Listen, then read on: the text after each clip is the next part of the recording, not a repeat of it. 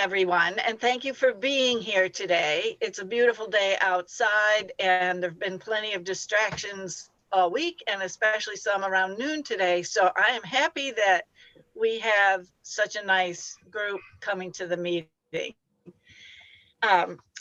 We'll just start out. It should be the Fossil Fair Day. I'm sorry, it's not. We're all sorry, it's not. Maybe next year at this time, we will be having our fossil fair, so we'll keep our fingers crossed for that.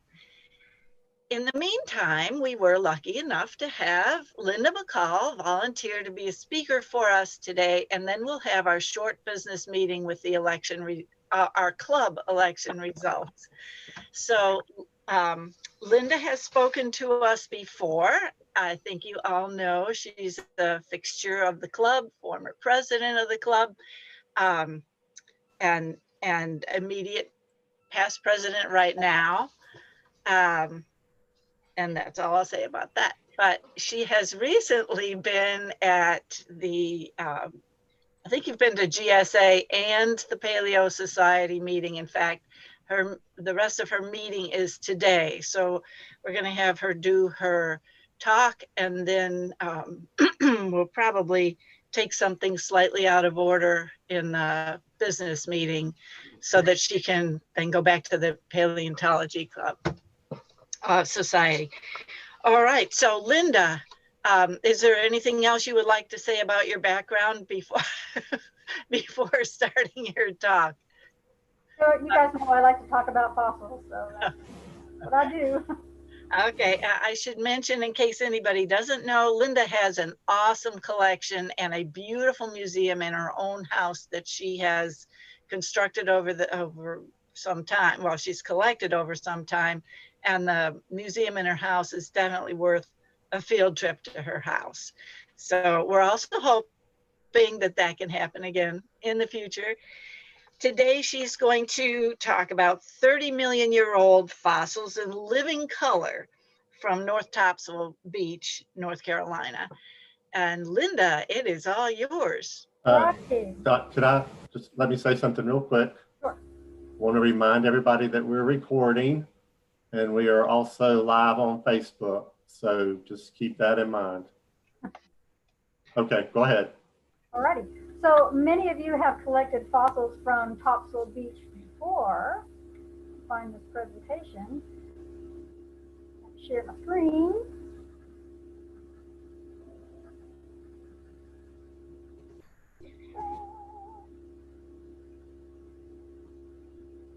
No, go backwards. Go backwards. Oh, there we are. All right.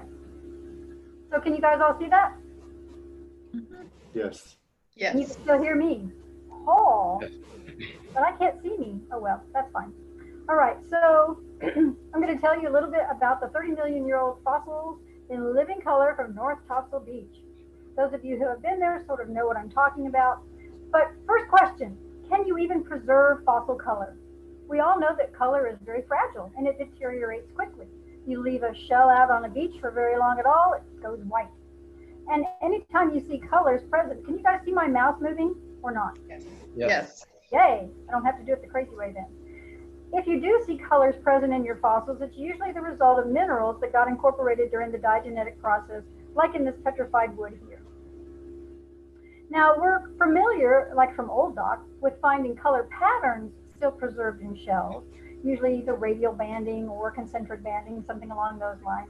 Sometimes some insects have had some color patterning, but generally speaking, those are in younger settings like Pliocene or Pleistocene. So the thought process, the older or the more altered an organism is, the less chance there is of any kind of color or color pattern retention possible. Now, I grew up in Texas and Ohio, so I was very used to my monochromatic world in collecting fossils, and I would just content myself with imagining what they looked like back when they were alive. Well, things have been changing recently when it comes to fossil color in the fossil record. So melanosomes have now been proven to be able to tell by their shape and size what color those feathers were. They have found fossil proteins in ecphora to determine the color there. And you can take some perfectly white bleached out fossil shells from Florida, dunk them in bleach, photograph them in black light, and show a bunch of color patterns on them. So it's possible that things like that happen, but it's pretty rare in the fossil record. So let's go to Topsail Beach. This all went on about 5-6 years ago when Topsail Beach, which is erosional, meaning the sand is always leaving the beach, decided they needed to get more sand on the beach. So they went offshore to a site here, a Barrow area, and then they pumped that shore onto the beach to give them more sand. So the process went like this. They took a big barge out to the ocean. They sank a 7-foot auger, rotating at 36 RPM down to the sea floor, ground it around, sucked it up, shot it through a 30-inch pipe to the beach, and then bulldozed it around where they wanted it. And unfortunately for them, but very fortunately for we fossil collectors, they ground through a bunch of limestone out there in the ocean and pumped it to shore along with the sand. And nobody really liked that rock that showed up on the beach. So they hated it so much, they tried multiple ways to get it off the beach. They tried running it through a rock box over here, which caught some of the bigger stuff, but that didn't do a good enough job. So then they got an altered potato picker, and they ran it along the beach to pick up some of the smaller stuff, get that off the beach. They gave up completely and just trucked the sand off the beach, ran it through a rock sorter, and then brought it back to the beach. And as a final insult, they would drag a big pipe over the top of everything, grooming it to make it nice and smooth and not rocky. And there was still rock on the beach when they got all done. So sad for them, every tide was taking away more sand and showing more rock. And in amongst these rocks, there were modern shells, there were subfossils, and there were actual fossils. Now, my favorite stretch of the beach was down around from just below the bathhouse for about a mile up to the north. And I consistently went to that part of the beach. I know that the sand that was put on that part of the beach came from this part of the Barrow area between January and April of 2015. Once again, here's your Barrow area offshore. Here's the 3.5 miles that they pumped the sand to, and my stretch of beach was right in there. So we also know that that area where that Barrow area is Oligocene in age because Kenneth Wilson's thesis back in 2009 said it was. And we also know that it was Oligocene because of the presence of this urchin, Hemipatagus carolinensis, which is unique to the River Bend Formation, making this area about 30 million years old, where they ground it up offshore and pumped it to the beach. There were also some other cool things that came from this site and from this part of the beach, including 2 whale brain endocasts, along with a couple of primitive whale teeth that are now residing at the Smithsonian. Hey, Dave. So this was a very diverse fauna. We found all kinds of different echinoderms. There were oysters, there were barnacles, there were crustaceans, vertebrate material, brachiopods, starfish, and the remnants of bivalves and gastropods that had long gone away. There were also some younger things there from the Miocene, Pliocene, Pleistocene age. And I put this up here because I know a lot of you guys like bones and teeth. So here's some fossil bones and teeth, but they weren't generally Oligocene in age, they were younger. Now, there had clearly been diagenetic alteration. As I mentioned a little earlier, anything that was aragonitic is gone. It all dissolved away. And all you had left were external molds, sort of like this, sometimes immortalized with this circula that's running all along the outside of this gastropod, or an internal cast like you see in this bivalve here. So these are old and they're altered. And yet, some of these specimens that I was picking up looked like they had color on them and color patterns on them. Well, how in the world can that be?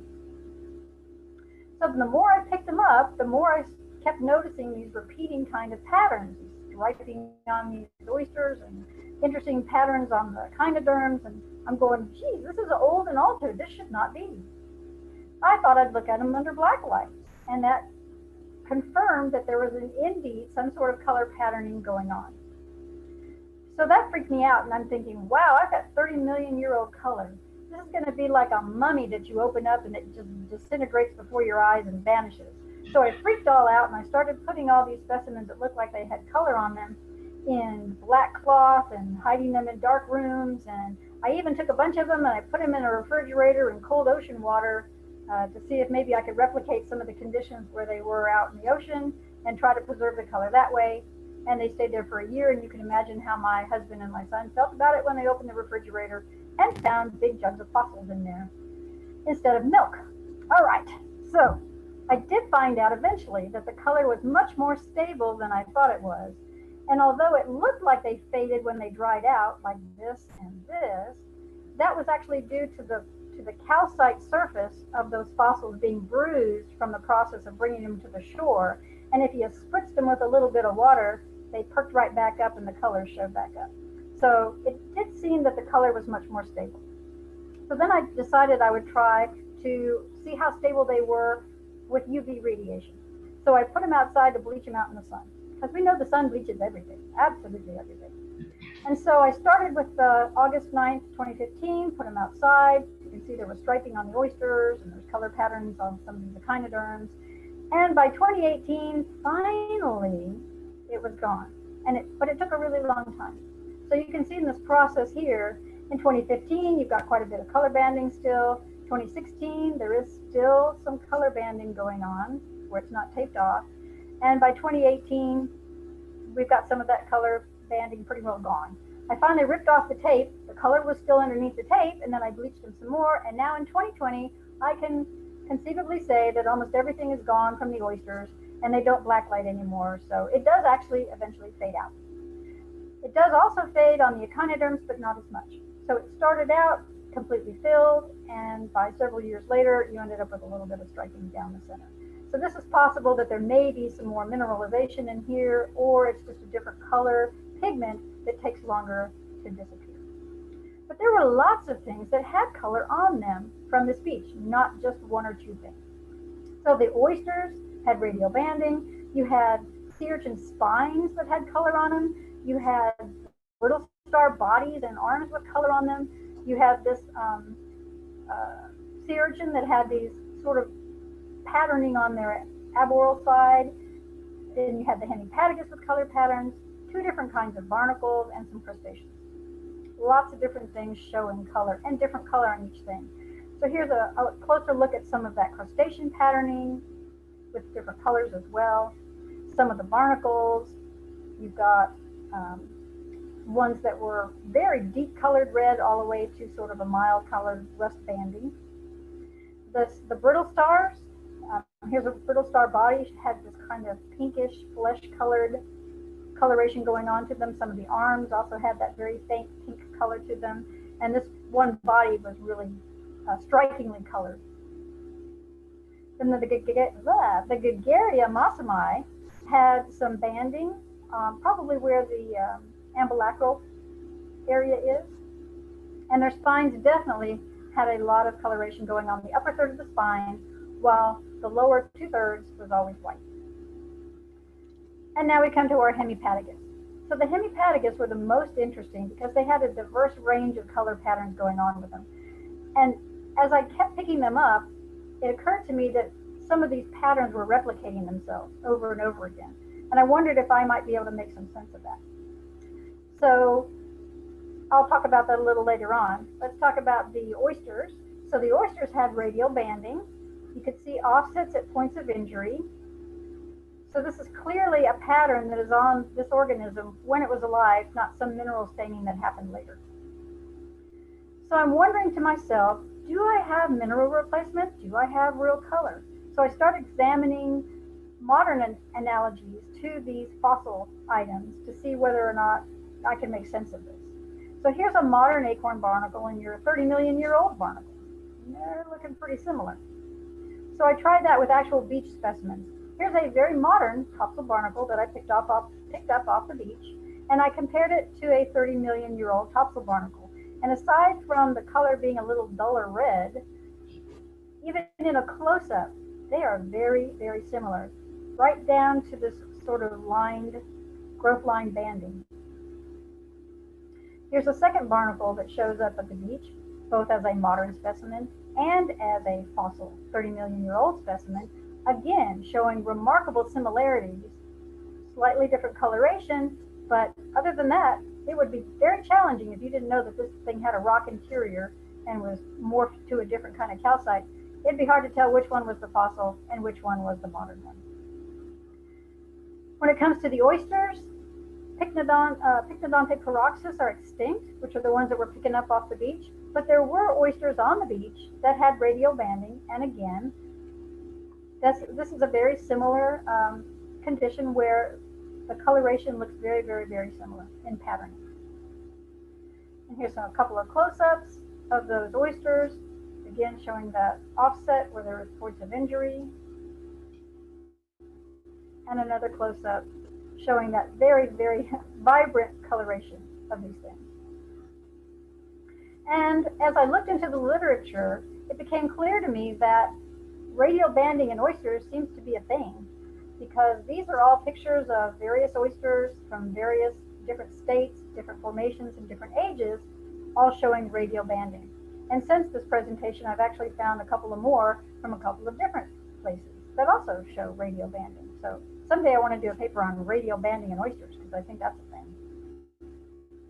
So let's talk a little bit more about our Hemipatagus, those ones with a really interesting color pattern, and it's a cool sea urchin and we all like it.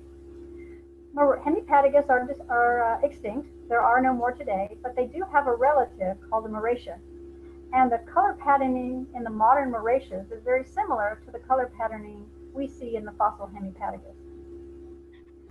And I have literally thousands of these Hemipatagus that have some kind of coloration going on with them.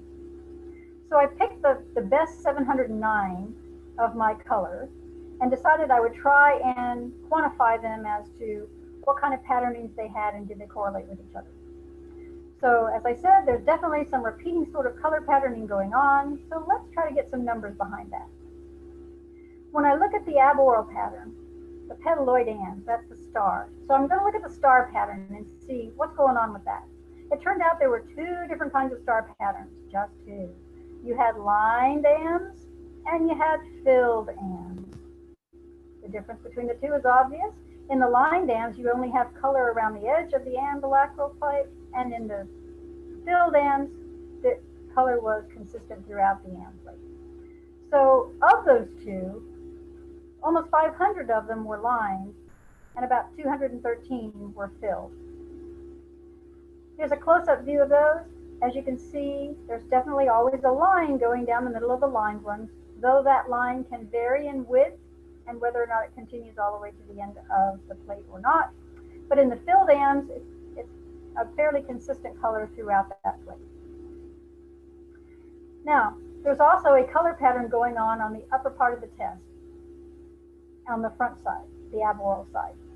So that broke out into two categories, which I would call, well, actually three categories. So I call them dashed, shaded, and mixed.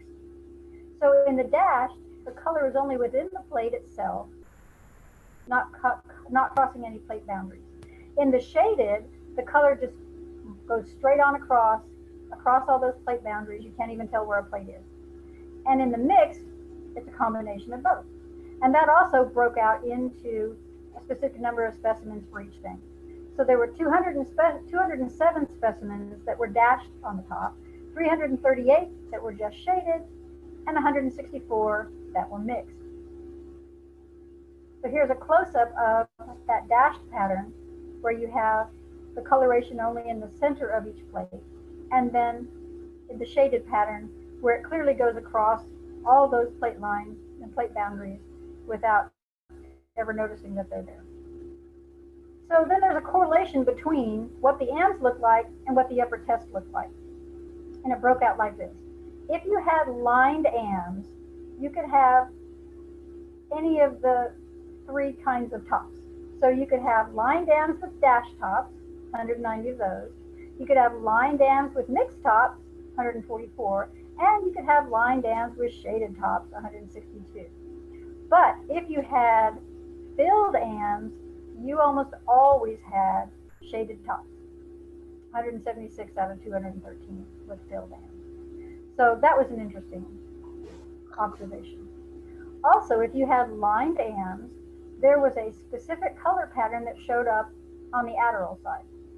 So you could actually take this pattern and wrap it around, which I'll show you in a minute, But basically, you had lines from the front coming around to the back. So here you start off with your line running around the top of the umbilical plate, and then it jumps up and jumps back down, coming around the top and showing up on the back. And here it is on the back.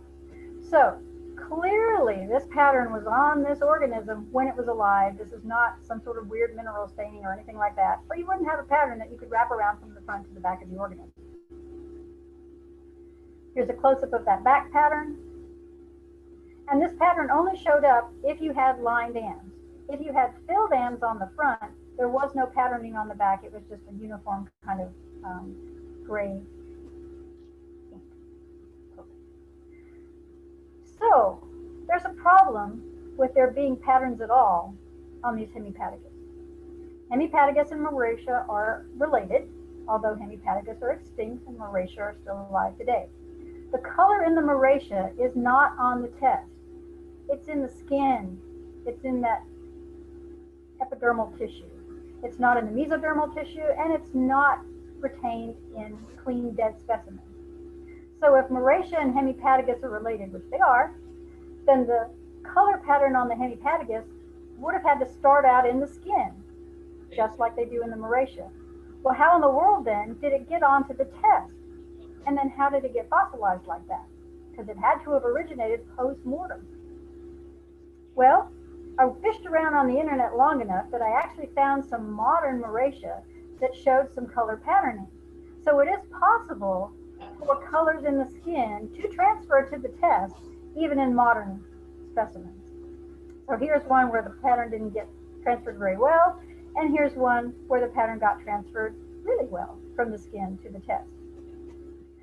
So what could have caused that to happen? Well, the best way to do it would be to wrap your specimen up in cellophane as soon as it died. But 30 million years ago, that was probably an unlikely process.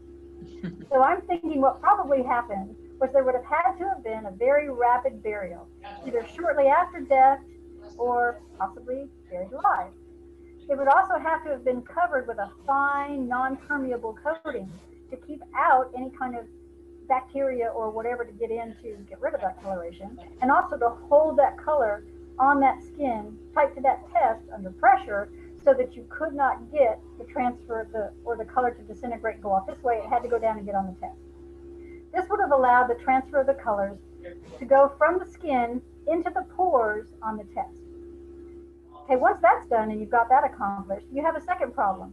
Then you have to go through the recrystallization process, where that echinoderm went from one kind of calcite, high magnesium, to low magnesium, which happens during that diagenetic process. In order for that to happen and you still keep that color, you had to have minimal sediment permeability without significant fluid movement. But this also helps explain why the oysters and the barnacles and everybody else is retaining their colors. So I'm thinking that calcite might turn out to be this really good medium for preserving color in the fossil record.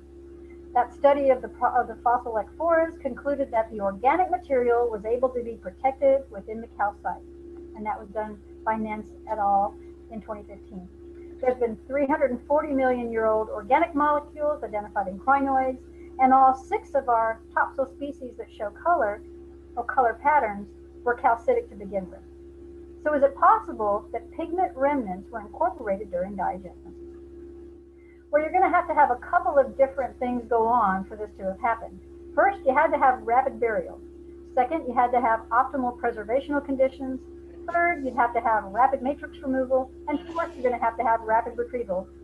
Not as rapid as I used to think it was, but you do have to have rapid retrieval. So let's see if there's evidence of that from topsail. Is there evidence for rapid burial? And I say yes, because we have a lot of echinoderms that show up with their spines still attached. And spines fall off of echinoderms really quickly after they die. So for them to still have their spines on them, even these little tiny spines, and their Aristotle's lantern still intact and in place inside these echinoderms, they either had to be buried right after they were alive or buried alive. I'm kind of leaning toward buried alive. More evidence of rapid burial exists in the fact that a lot of the barnacles still have their opercular valves. There were brittle stars, completely intact. And brittle stars fall apart faster than just like anything once they die, and their plates just disarticulate. And 90% of the oysters that we found were double valved and closed. So there's a really good case for having this be rapid burial.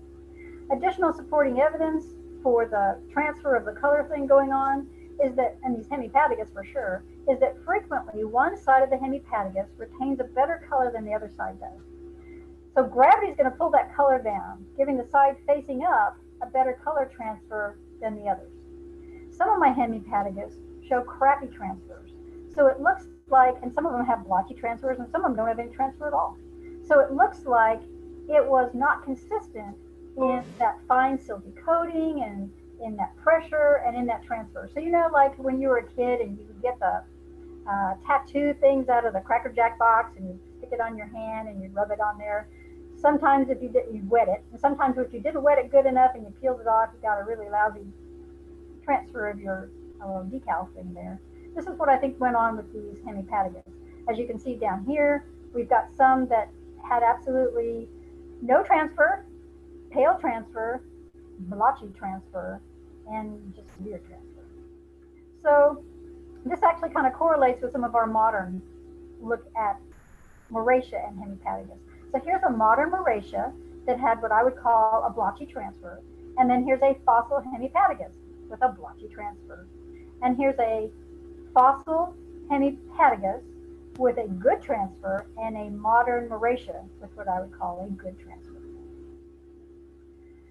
Next would be optimal preservational conditions.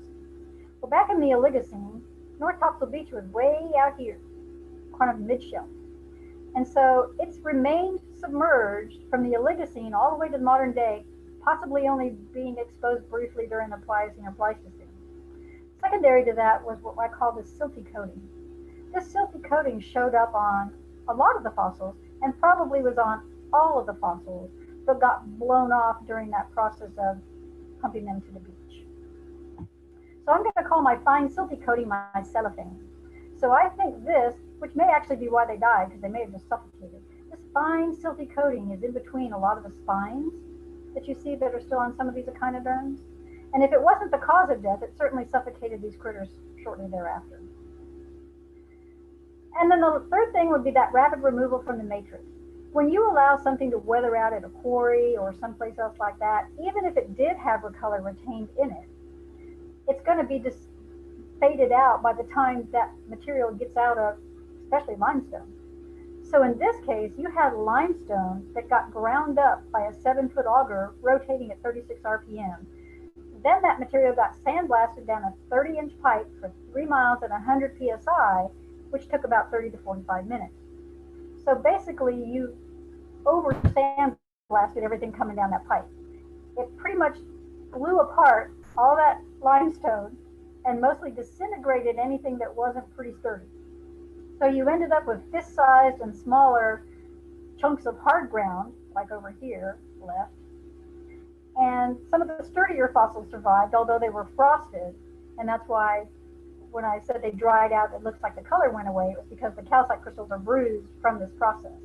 And you ended up with all this spine hash. I think I have a picture of that spine hash on the next slide. I do. So there was tons and tons of this spine hash on the beach, spine hash, which would be like shell hash if these were broken shells. But in this case, it was broken fossils. And it was just billions and billions of broken Gagaria spines and broken Gagaria test pieces, which showed how common they were in that fossil bed and how destructive that process was in getting them to the beach. And last, you've got to have that rapid retrieval because we do know that eventually they will bleach out. Luckily for us, topsail was erosional, and therefore each tide brought new material up to the surface that you could collect. And so these were collected in 2015, these were collected in 2016, these were collected in 2018. I've got some collected in 2019 that also showed coloration, and now they're all gone. Okay, so do I have 3 million euro color? Maybe. I'm going to have to do some chemical analysis, but I think that there's really compelling evidence for it. We had rapid burial, we had optimal preservational conditions, We had a really unorthodox way for getting the stuff out of its matrix, and we had rapid retrieval. So hopefully we can do some further chemical analysis and studying. Lou Zakos, who's a big echinoderm guy, has agreed to work with me on trying to prove or disprove whether or not the patterns on the Hemipatagus still retain color pigments that are original. Lou does agree that the color patterns are original. We're just not sure that what's coloring the color patterns is original. But he's supposed to help me with that as soon as COVID gets better. So this is what we would have expected to find on the beach, our monochromatic world. And this is what we did find on the beach, something entirely different. So I'm hoping that color is a thing from there. I'd like to thank everybody who is involved in helping me collect these things and look at these things. And with that, I will be happy to take your questions.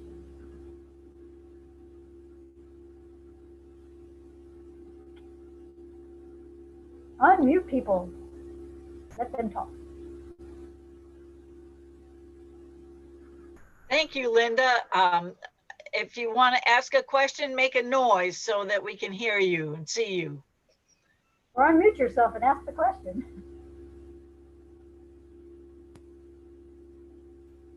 No comments? Is this a talk? Nothing? Is this a talk you gave to Geological Society of America? A tiny piece of it. I've given this, you can only talk 12 minutes at GSA. So there's a piece of it at one GSA, a piece of it at another GSA, and a piece of it at SEGSA. So it's a combination of all three talks.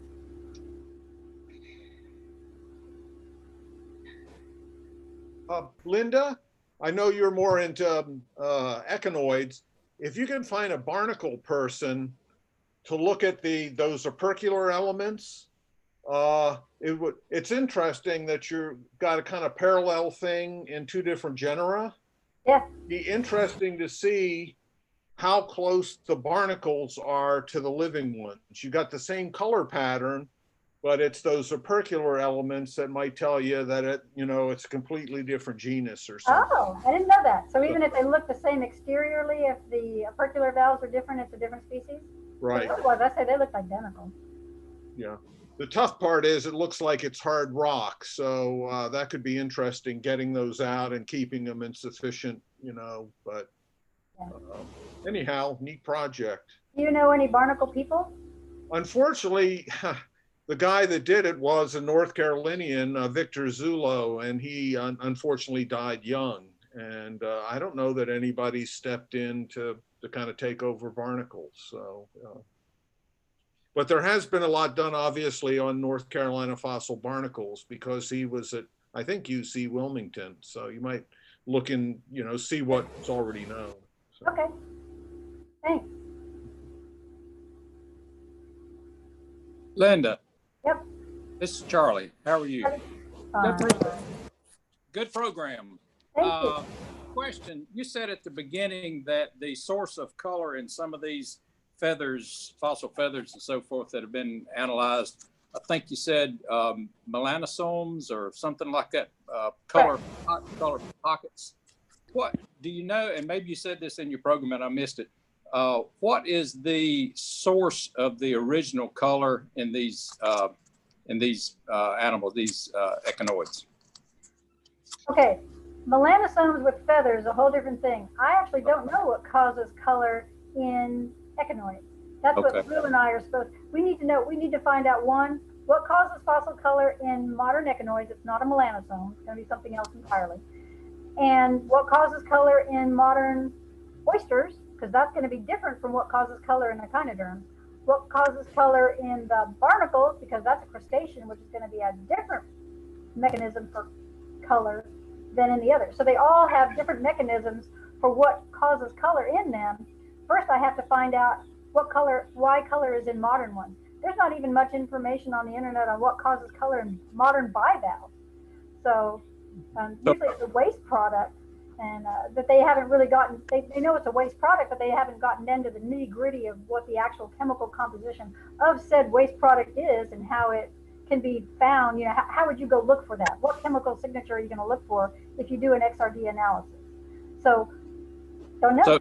So your continuing research will be to try to determine what establishes the color in extant individuals, and then try to determine if that's preserved in the fossil. Correct.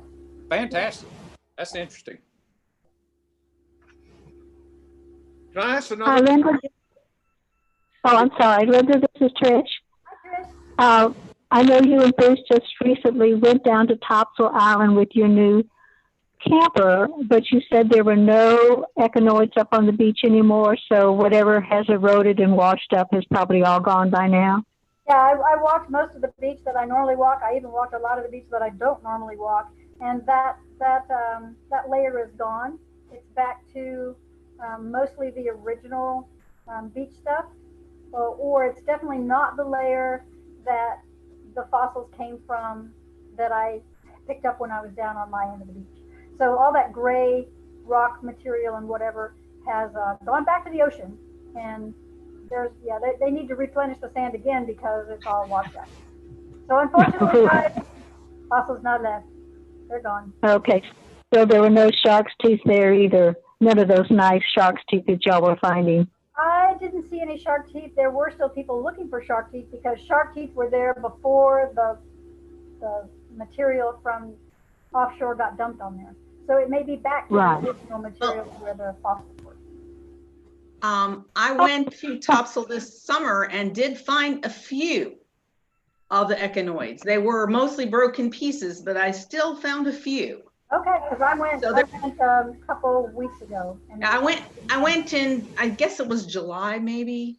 Yeah. And I did find a few, but not many. Been some storms since then, and I didn't find a thing, and I walked the whole beach. So it could be different tides too. Could have been a bad tide. There may still be some of that because they did do a lot of bulldozing and dragging and whatever, and so there might still be a few things popping up. But when I went in September, no, not September, 2 weeks ago. When I went 2 weeks ago, there wasn't anything. Yeah, what I found wasn't in good shape, but there were still a few little pieces. Linda, this is Gary. Do you know at what depth they were bringing up this material when they were doing the dredging? I think it was 100 something. Meters? So pretty far down. I was wondering if it's worthwhile, if anybody would ever think about doing any type of diving to the location to see what they might. I thought about that as well, but because that was the area where the sand was going to, I'm sure it's all reburied. Yeah. So the surface material wouldn't be what you were looking for anymore anyway. Okay. Sand will have migrated back out and reburied that area. So, but somebody can try. But that's my thoughts on it. It's probably reburied. Yeah. Otherwise, I think I'd learn to scuba dive and go back because I like that material so much. Linda, another question. Yep. This has to do back with the color again. The thought just occurred to me as we were discussing all this stuff. The October issue of National Geographic has a big spread on new discoveries about dinosaurs, and one of those is new discoveries about their eggs, and they're examining molecules in the fossil eggs that show color. So since the hard-shelled egg is probably calcium based, could be something similar to what you're seeing there in your sea creatures. Right. I'm trying to collaborate with anybody I can because I do think that calcite is a good medium for preserving color, just like in ecphora. So they know what preserves color in ecphora, but that's different from what preserves color in an oyster, which is different from what preserves color in other stuff. So I still got to find extant species or close analogies because Pycnodonte paroxys are extinct. That's the oyster from Topsail. But I'll have to find something that's a close relative that's still alive that has some sort of coloration to it, and then find out what causes that color, and then go look for it in my Pycnodonte paroxys. You got a lot of interesting work ahead of you. Lots of work. That's what I'm trying to find in so Lou's going to help me with the Echinoderms, yay. I got to find somebody to help me with the oysters, somebody to help me with the barnacles, and somebody to help me with the crustaceans, because it's all different. It's all calcite, but it's all different methods for how color happens in those organisms. Big project. Very interesting, Linda. Anybody else? Any last questions for Linda? Okay, well, thank you very much, Linda. We can all clap for you. That was fun. We can take a 5-minute break, or we can go right to the business meeting. Would you like to indicate if you would like a 5-minute break? Put up your hand if you think a 5-minute break would be good. I'm not seeing any hands, so we'll continue right on to the business meeting. And I'm going to leave, so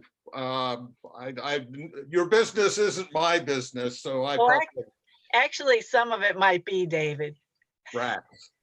Okay. If you think I can be helpful, but I don't want to interfere, I'll try to keep my mouth shut. You're welcome to leave if you'd like. You just might want to know who the next president is going to be. Okay, that's great. But that's at the end. So. Okay. All right. I'm going to give a couple of announcements, and then we'll let Linda give her report, and then we'll go to the elections after that. So for announcements, I wanted to congratulate Linda again on being the recipient of the prestigious Trimble Award of the Paleontological Society. Her ceremony for receiving that award was on October 26th, and some of us were able to attend that and hear her notable personal speech. It was delightful. I'll also mention that Dr. Patricia Kelly, who was one of our speakers, she spoke to us in March of 2018. She also received an award from the Paleontological Society, the Pojeda Award. Okay, let's see, I have 2 other announcements. So the president of the club gets mailings from various places, and one of those you can subscribe to is called the Lodestar. It's the newsletter of the Southeastern Federation of Mineralogical Societies. You can go online to sfms.lodestar@gmail.com and ask for your subscription. I've written this out before. Some of you subscribe. It can be useful, and it comes out once a month. I will mention that the American Federation of Mineralogical Societies puts out this newsletter. Let's see, maybe you can't, I guess you can't see. I don't know how to work with one of these backgrounds, but the most recent one is the November 2020 issue, and it mentions some contests that I thought possibly Eric might be interested in for our Janus, but I'm not sure. I just got this yesterday. So anyway, it's another newsletter that I think you can pay $5 a year to subscribe to if you're interested. Now, this is a big announcement. All of our board and business meeting minutes and agendas are now on the website, thanks to Mike working solidly for a couple of weeks to get them all up there. I gave them to him all at once, which is not recommended, but he worked hard to overcome some website problems in order to get these up there, and they are all there. So you can go back and see all the business that we've done, except the very most recent things. And they're very handy to access if you go to the members only tab, which of course you need your password to get on the website, that part of the website. And then we had a board meeting over the last 3 days via email. It's difficult to do this. It's hard to have discussion doing that, but we did it, and I am grateful for all of the board that responds almost immediately to the mailings. The question was, should we keep our dues as is, or should we modify them, as some organizations have done because of the COVID crisis?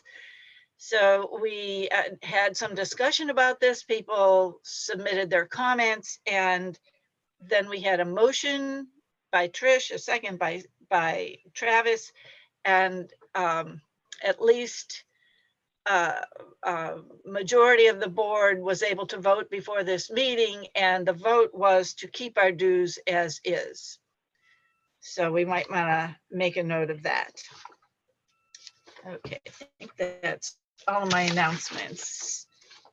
And now we will go to, we can go to Linda's report, so you can leave if you'd like, Linda. Linda's going to report on field trips. So that would be under new business. Not much to report. I can stay until almost 3, so I'm good. Oh. So not much to report. Things are still on hold. The quarries are still not allowing anyone in. I have not pushed for having any kinds of other field trips to places like Old Dock or had Rick push for anything else, simply because our positivity rates and our caseload is still so high here in North Carolina.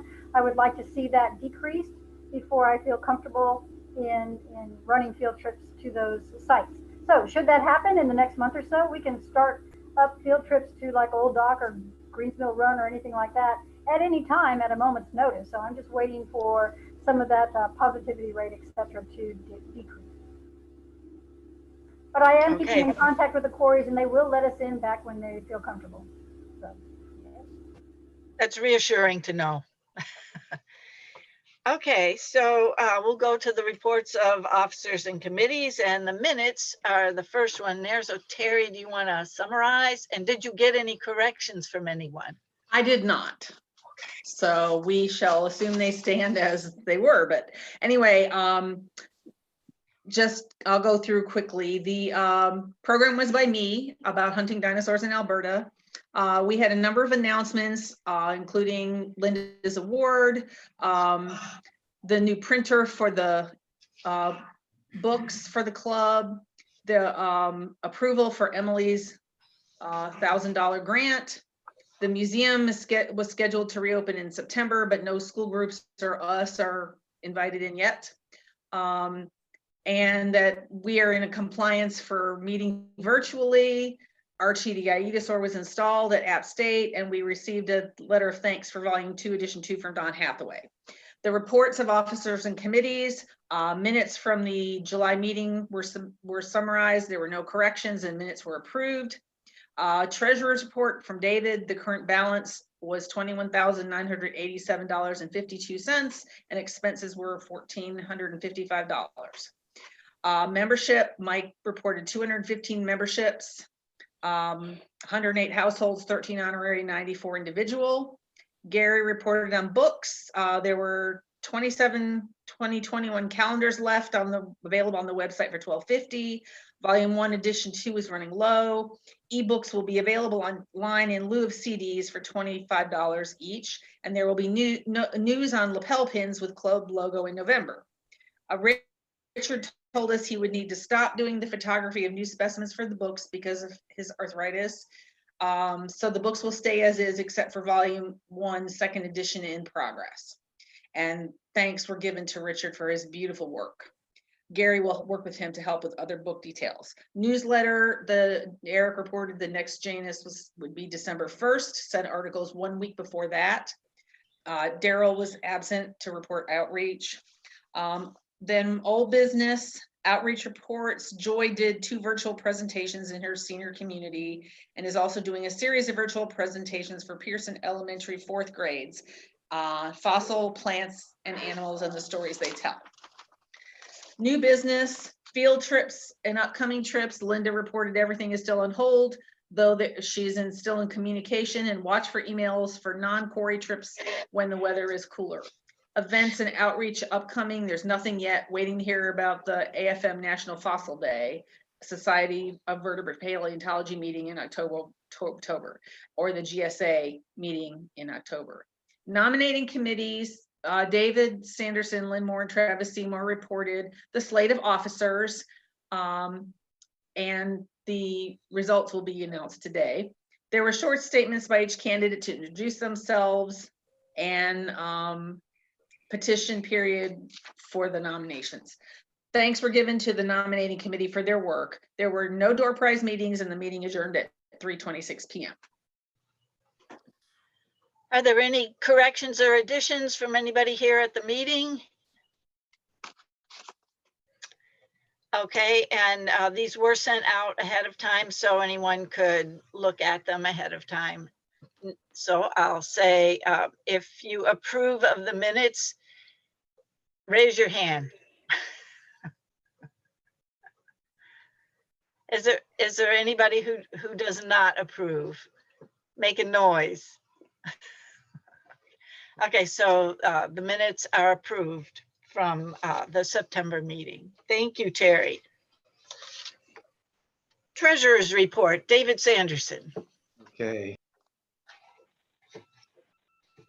You're muted, David. how's that? Can you hear me? That's good. All right, great. Again, we have a very healthy balance. Our current balance is $21,797.63. Any questions? Do you want to tell people what our major large expenses are? Anything you kind of told the board what we needed to know in order to make that vote about the dues? Well, our biggest expense typically is reprinting books. And so far this year, that's over half of what we spent. The rest is just paying our sales tax. Our insurance, which is $1,000 a year, is a hefty amount. And we pay for various things, P.O. box, stamps, mailing, postage, things of that sort. So that's pretty much what it entails. Anybody have any questions for David? Okay, thank you, David. Membership, Mike Bruff. Good afternoon. So the membership for November has gone up slightly from the previous. It's 225 with about the same 110 household, 13 honoraries, and 102 individual memberships. That's all. Thank you. That's a healthy membership number. Okay, books, Gary. Yeah. Book sales have remained slow but steady. The new 2021 calendars were what's been probably our primary seller. We are down right now to 13 copies of the 100 we ordered. So if you want one, order now. They're $12.50 to order them online, which includes your delivery. If you're in the Cary area and can pick them up, we can sell them at the $10 in-person price. You just need to reach out to me. Still waiting for Richard on finishing the updates he was going to do for volume 1, and then we'll reprint on that. So that's probably the next reprinting we'll be doing. Still also working on figuring out our migration from CDs to our online solution. But until then, we still have CDs in stock, so we will continue selling them. I don't have any updates on the lapel pen. Unfortunately, just had not had enough cycles to get to that yet, but hoping to do that soon. Diane, I have something to add. Okay.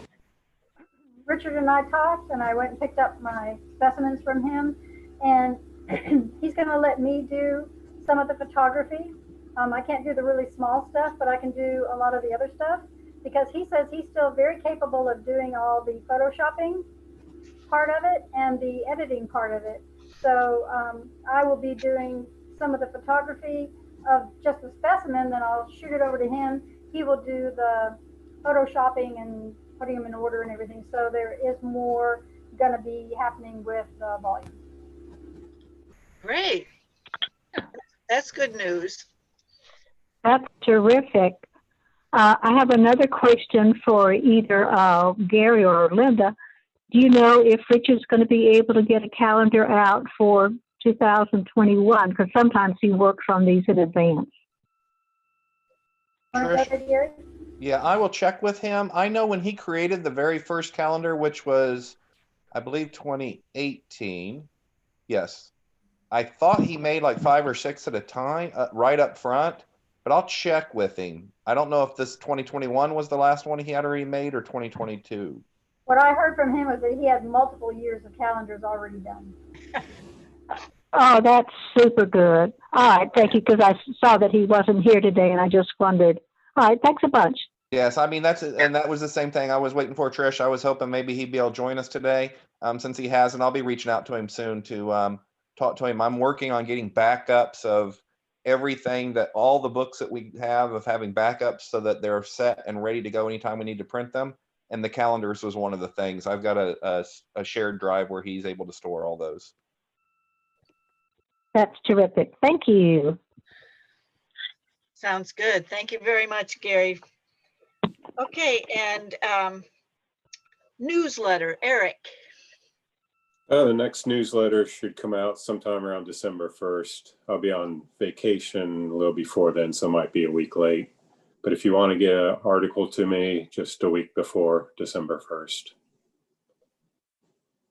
Have a good vacation. Thank you.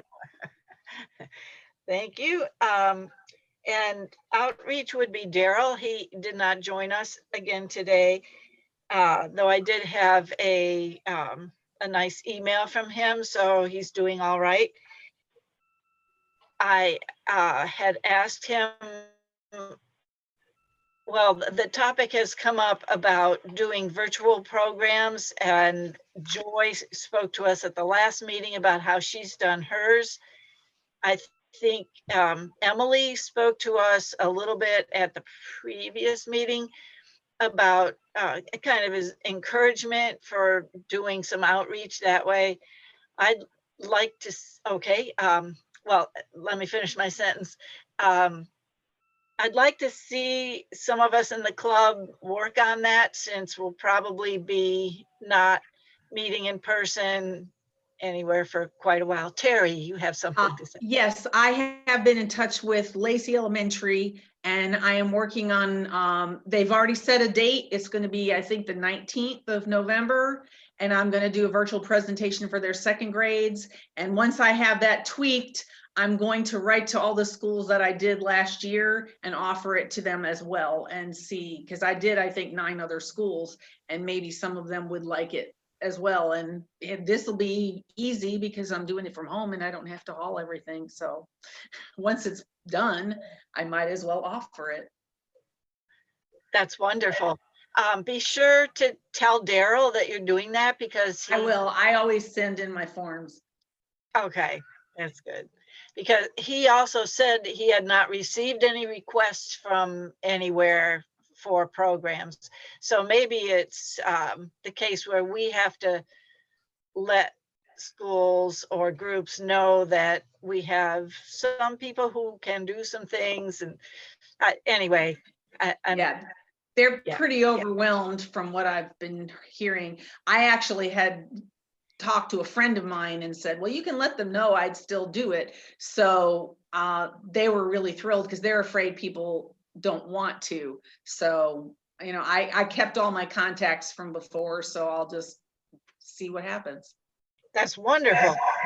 I have a comment on that. The Paleontological Society just rolled out a like a teacher's kit version of flashcards that you can like match different things to. Anyway, they're using it as a pilot, and as soon as they get that ironed out, I will make sure that our club gets access to that so that we can use it. Because Terry, you could use it just as easy as a teacher could use it. So I said that they should make it available for amateur and avocational clubs to use as well. So I'll be talking to them about that after I leave here. Great. Good. Yeah, that's a good idea. Thanks, Linda. Okay, anybody else want to say anything about outreach? Okay. So did anybody go to the GSA, Eric or Linda? Do you want to say anything about GSA, Paleontological Society meetings? okay, I went and I gave a presentation, and I think that for a virtual conference, it went really well. What I liked the most about it was their landing page, because it looked like an auditorium, and like there was an information desk, and there were like rooms off to the side, and each thing you could click on and it would tell you what was going on in these various places. So for a visual person like me, it was way better than having some sort of just document up there to tell me where to go. I could actually look and see and go where I wanted to go and get the information that I needed.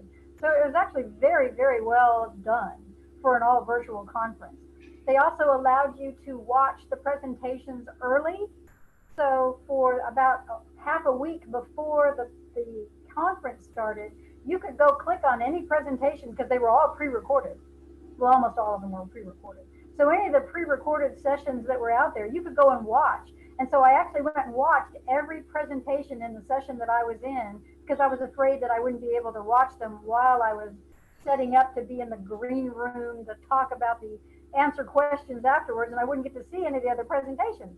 So I got to watch them all early, and I thought that was a very, very valuable tool that they could use. And that way you can watch them at your leisure. You can watch them 3 and 4 times if you wanted to. It was awesome. And supposedly they're up there now post-conference, but I haven't checked that out yet. But I think that that's a valuable, valuable thing that they should keep going forward, because a lot of times there's 2 sessions at the same time. You want to go to both of them, you can't. Now you can go and see whichever one you didn't get to, post or pre-conference. So yay, that was a plus for them. They should keep that. Yeah, that's exciting.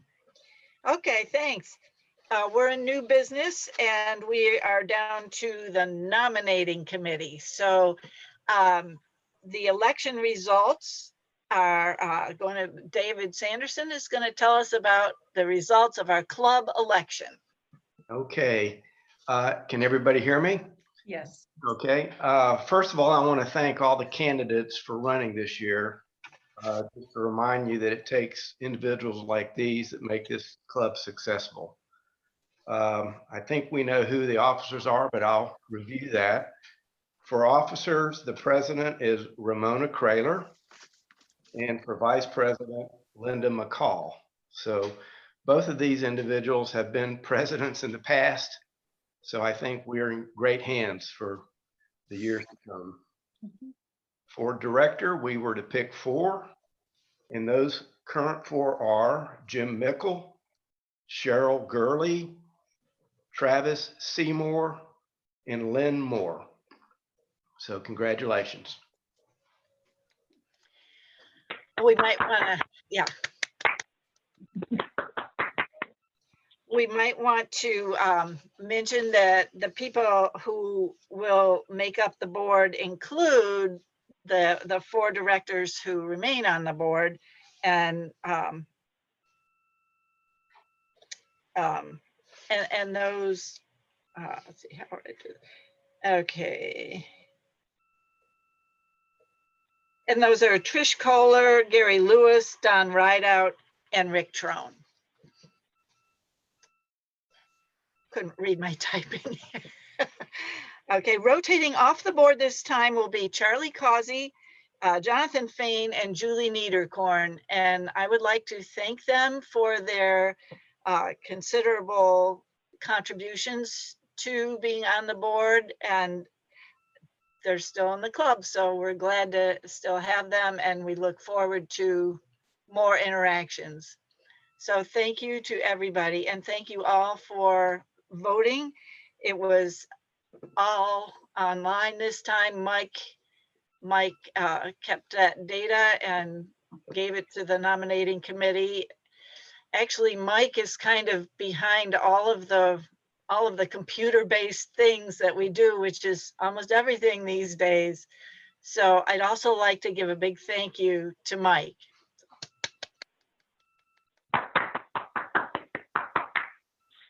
I'd like to give a big thank you to Diane for having headed this thing up for the last several years and done a stellar job.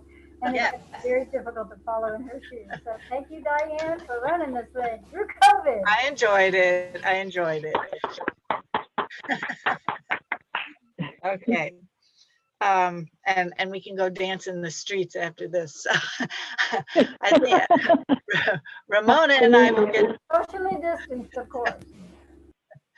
Ramona and I will get together, and I will pass all of the huge amount of files to you. And anyway, we've talked a little bit, but there's lots more. So I want to thank everybody. I enjoyed being your president for the last 3 years. There have been many challenges, both external and me personally. So I was especially happy to finally get those minutes and agendas, the minutes that were worked so hard on by Terry, actually on the website via Mike. That was kind of my albatross.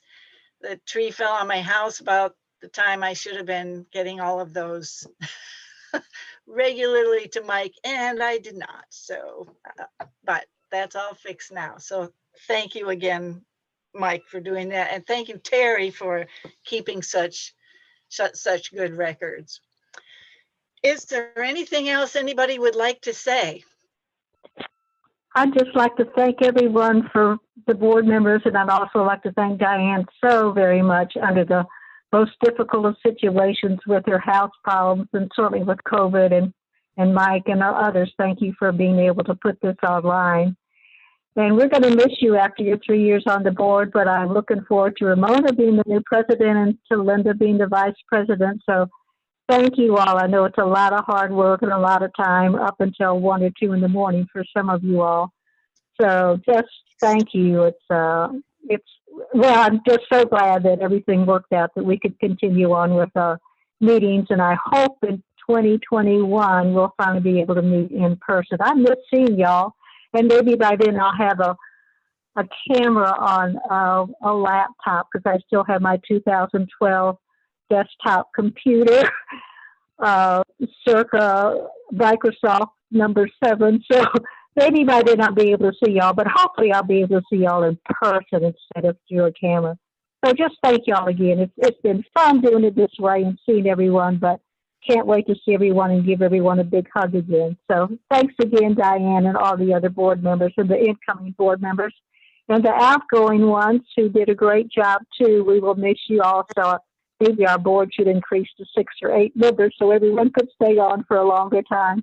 But anyway, it's been fun. Thank you again, Diane. Thank you. Okay, any last comments? Diane, yes. Diane, I'd like to also just add my thanks. You've been a great leader for 3 years, and I appreciate that. All the COVID challenges you've handled along with other people very well. And so thank you for your service, and thank you to Ramona and Linda for agreeing to serve us going forward. Thanks, everybody.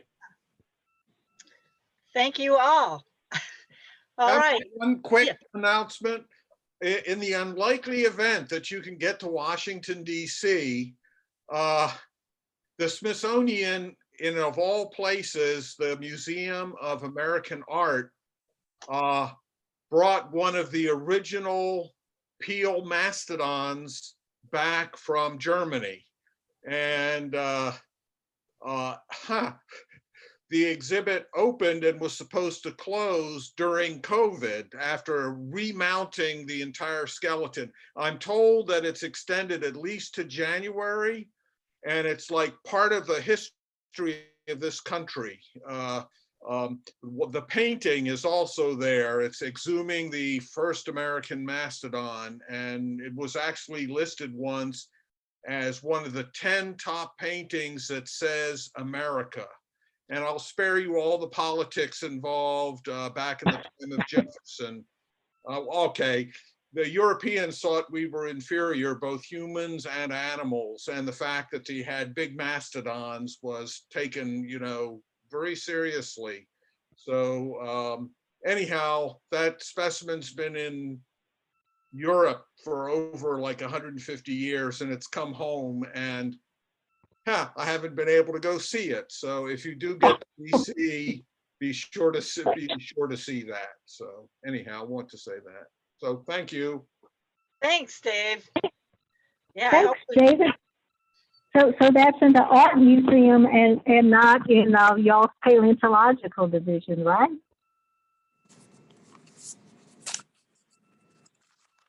If that was a question for me, I didn't catch it. Oh yeah, this is Trish. So this is in the art museum and not in the paleontological fossil museum area, right? Right, and that's correct. And that museum has reopened. Natural history has not opened yet, but some of the Smithsonian museums are open. Please check because they have time tickets at most of them, specifically American art.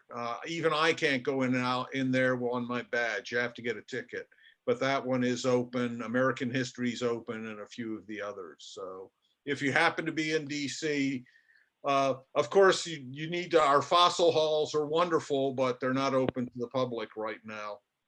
I'm working from home, by the way. I've only been in for a few hours. It takes an assistant director permission for me to go in to pick up paperwork even. So everything for me is remote. Wow. Yeah. How long will it be at the art museum? Is it there forever and ever now? No, I think it was supposed to leave in August.